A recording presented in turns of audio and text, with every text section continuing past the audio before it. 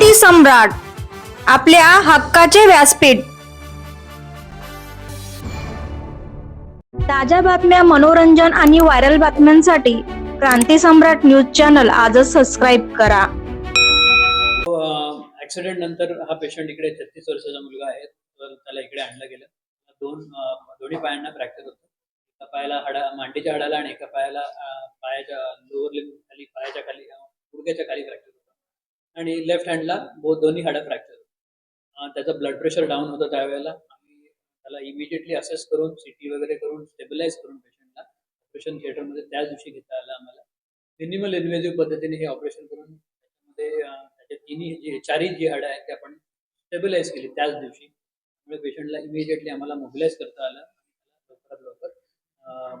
आता 2 महिने झाले तो त्याचे मुवमेंट्स करतोय, स्वतः तो हालचाल करतोय. इमिजिएटली आम्ही दुसऱ्या दिवशी बसवायला सुरू केलं. पाय खाली सोडून पायाला सूज वगैरे होती, ते सगळं ओव्हरऑल हळूहळू त्याच्या रिकव्हरी 10 ते 12 दिवस हॉस्पिटलमध्ये होता. स्टिचेस वगैरे काढून त्याला आम्ही त्या 12 दिवसानंतर डिस्चार्ज झाला. तो स्वतःहून थोडासा वॉकरच्या साहाय्याने साईडला बसू शकत होता नंतर. आणि त्याचप्रमाणे आता त्याला 2 महिने झाले सर्जरी नंतर स्वतःहून वॉकरच्या साहाय्याने थोडा सुरू झालाय. त्याला ओव्हरऑल रिकव्हरीला 3.5 ते 4 महिने लागणार आहेत आणि दोन्ही पायांना मेडिकवर हॉस्पिटल हे एक टर्शरी केअर सेंटर आहे.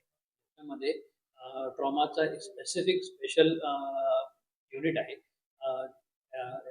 ट्रॉमा केअर डॉक्टर्स हे पूर्ण वेळ तिथे असतात. त्याचबरोबर इथे सगळ्या facilities including CT scan, MRI, xray, sonography हे जे डायग्नोसिससाठी लागतात, त्याचबरोबर तत्पर ऑपरेशन थिएटर हे आहे. त्यामुळे जर ट्रॉमाचा कुठला एक ओपन इमिजिएटली अर्जन्सीवाला पेशंट आला तर त्याला आम्ही 10 ते 15 मिनिटात ऑपरेशन घेऊ शकतो, एवढी इथे तत्परता आहे जर एमर्जन्सी.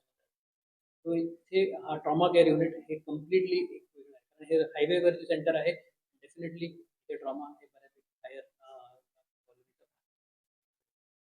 तो ॲम्ब्युलन्सेस मेडिकवर हॉस्पिटलचे अवेलेबल आहेत, सगळीकडे अवेलेबल आहेत आणि तिकडे लवकर आहेत. ते लवकरात लवकर सगळ्या जागांवर पोहोचतातही. बाहेरच्या जे ॲम्ब्युलन्स, बाहेरचे ट्रॉमाचे पेशंट येतात तेही इथे इमिजिएटली हँडल केले जातात. त्यावेळेलाही कुणालाही मेडिकवरचा एक डेडिकेटेड ॲम्ब्युलन्सचा नंबर आहे, तो आम्ही लोकांना माहिती आहे. आणि त्या ॲम्ब्युलन्सवर त्या नंबरवर जर फोन केला तर immediately ambulance definitely medical hospital provide. Accident झाल्यानंतर बेसिकली ज्यावेळेला आपण कुठलाही गुड समॅरिटन आम्ही जे म्हणतो त्यावेळेला लोकांना मदत आपण करतो. आपली मदत आपण चांगल्या मनानेच करत आहोत. पण ज्यावेळेला समजा एक फ्रॅक्चर पार्ट आहे, समजा इथे फ्रॅक्चर आहे तर दोन्ही जॉईंट्स वरचा आणि खालच्या जॉईंटला स्टेबिलाइज करून तो फ्रॅक्चर हलवणे, प्लस मान आणि पाठ याला स्टेबिलाइज करून त्या पेशंटला हलवणे हे फार महत्त्वाचं. कारण कधी कधी हे जे आहेत मणका म्हणतो आपण, मणक्यामध्ये जर काही फ्रॅक्चर्स असतील तर ते हल्ले तर पेशंटला पायाला ताकद वगैरे कमी होऊ शकते. हलवताना पेशंटला कधीही फ्रॅक्चर्ड फ्रॅगमेंट हे प्रॉपर स्टेबिलाइज करून आणि न दिसणारे जे मानेचे आणि पाठीचे जे फ्रॅक्चर ते स्टेबिलाइज करून.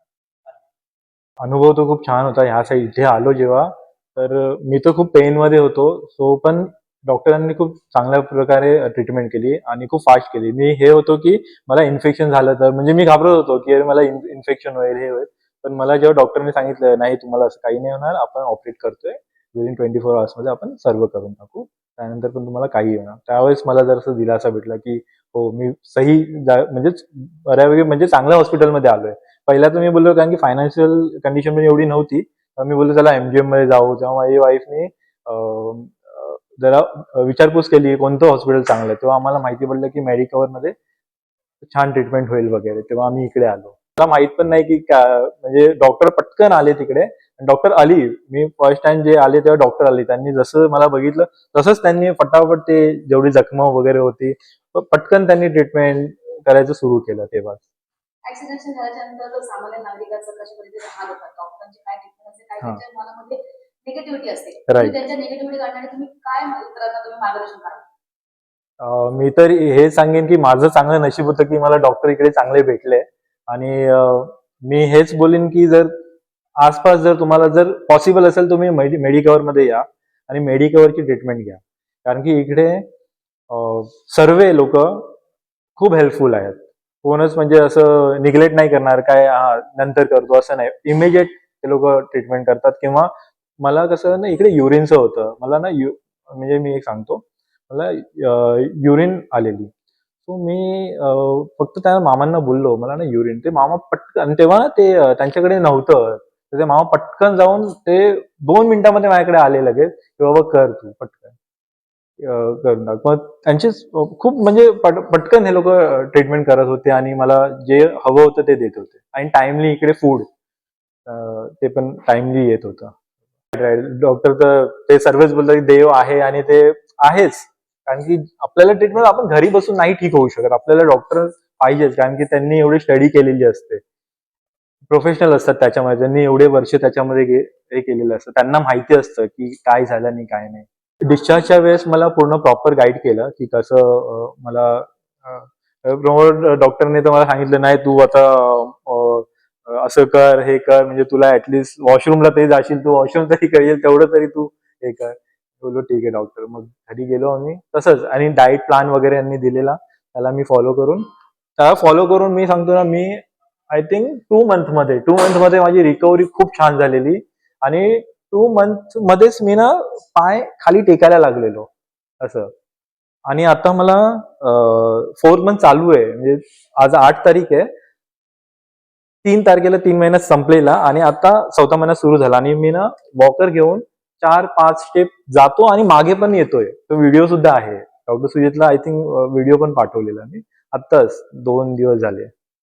पण आणि आता पण मी ह्याच्यातून उतरत होतो ना, तर मी घाबरलो.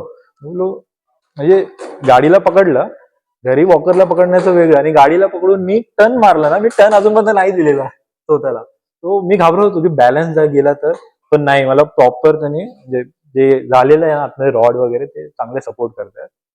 कुठे कुठे लागलं? इकडे गुडघ्याच्या खाली हे पूर्ण हाड गेलंय, इथे मांडीचं हाड गेलंय, आणि हे हाताचं प्लेट आहे हातामध्ये, ह्या पायामध्ये सुद्धा प्लेट आहे, आणि इकडे रॉड आहे.